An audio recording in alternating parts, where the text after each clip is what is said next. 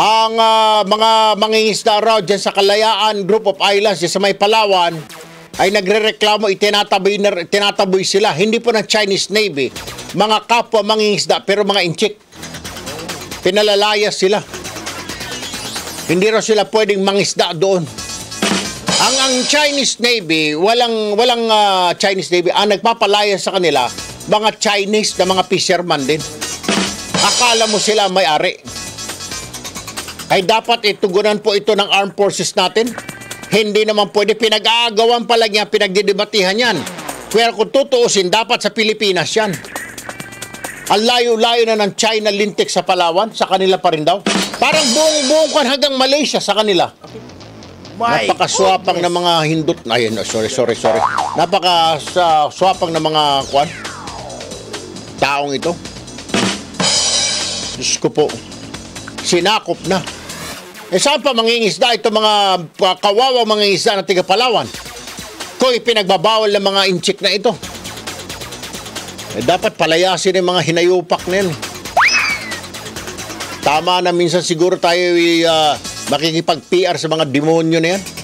Kung gaganon naman, aalisan ng pangingisda, karapatan ng mangingisda yung mangingisda natin, hindi naman tama yan. Dapat talagang kumilos na ang DFA. Nakaw! Diyos ko po, DFA na naman. Diyos ko pong Pineapple Bayan. Ha? Huwag mo nang kausapin si Teddy Locsin. Tawagan mo na lang yung aso doon sa labas ng DFA. Sasagutin pa tayo noon. Kaysa kay Teddy Boy. Wala pang ito. Aha. Sabi ni Secretary Panelo, bahala na si Locsin. Ay, Diyos ko po. Panelo, may aso pong askal dyan sa labas ng DFA, dyan sa may Makapagal. Mas mabuti pa kung kausapin yun. Ayun. Kung hindi, alam ko na, i-Twitter mo.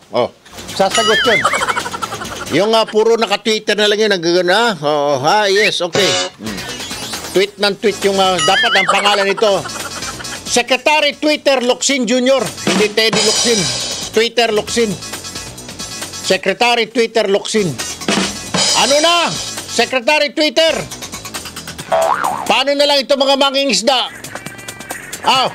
I-tweet mo nga yung mga Chinese fisherman doon at i-tweet mo yung mga mangingisda natin na konting pasensya na lang. At pwedeng i-tweet mo rin sa kanila kung paano manghuli ng isda sa pamagitan ng Twitter. Anong ginawa yung mama niya? Puro tweet ng tweet na lang. Diyos ko po. Kaya ang simula ngayon, tawagan hanggang dito ay kinakausap niyan.